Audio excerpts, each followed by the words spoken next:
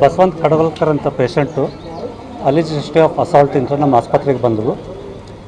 ಅವ್ರಿಗೆ ಎದೆ ಕೆಳಭಾಗ ಆಗೋ ಹೊಟ್ಟೆ ಹತ್ರ ಸ್ಟ್ಯಾಬ್ ಇಂಜುರೀಸ್, ಹರಿತವಾದ ಆಯುಧಗಳಿಂದ ಗಾಯಗಳಾಗಿದ್ದು, ಇಲ್ಲಿ ಬಂದಾಗ ರಕ್ತಸ್ರಾವ ಹೆಚ್ಚಿಗೆ ಆಗಿರೋದ್ರಿಂದ ಬಿ ಪಿ ಸ್ವಲ್ಪ ಕಡಿಮೆ ಆಗಿತ್ತು.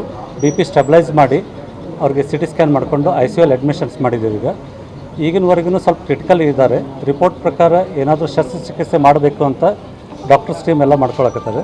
ಈಗ ನಮ್ಮ ಹತ್ರ ಎಲ್ಲ ಸ್ಪೆಷಲಿಸ್ಟು ಅಂದರೆ ನ್ಯೂರೋ ಸರ್ಜನ್ನು, ಯೂರಾಲಜಿಸ್ಟು, ಜನರಲ್ ಸರ್ಜನ್ನು ಮತ್ತು ಮೆಡಿಸಿನ್ ಕ್ರಿಟಿಕಲ್ ಇಂಟೆನ್ಸಿವಿಸ್ಟು 5 ಜನ ತೊಗೊಂಡು ಪೇಷಂಟ್ರಿಗೆ ಕೇರ್ ಮಾಡಕತ್ತಾರೆ.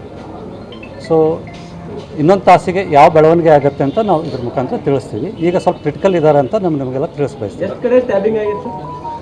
ಎಷ್ಟು ಕಡೆ ಆಗಿತ್ತು ಅಂತ ಅದು ತನಿಖೆಗೆ ಇರೋದ್ರಿಂದ ನಾವು ಹೇಳೋಕ್ಕಾಗಂಗಿಲ್ಲ ಈಗ.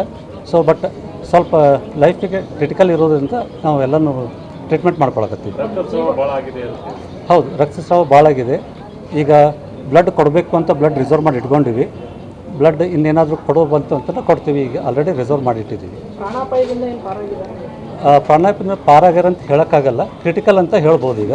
ಸೊ ಅದಕ್ಕೆ 1-2 ಗಂಟೆ ತನಕ ಅವ್ರು ಮಾನಿಟ್ರಿಂಗ್ ಮಾಡಿ ಆ ಮಾನಿಟ್ರಿಂಗಲ್ಲಿ ಏನೇನು ಬರುತ್ತೆ ಅಂತ ನಾವು ತಿಳಿಸ್ಕೊಡ್ತೀವಿ.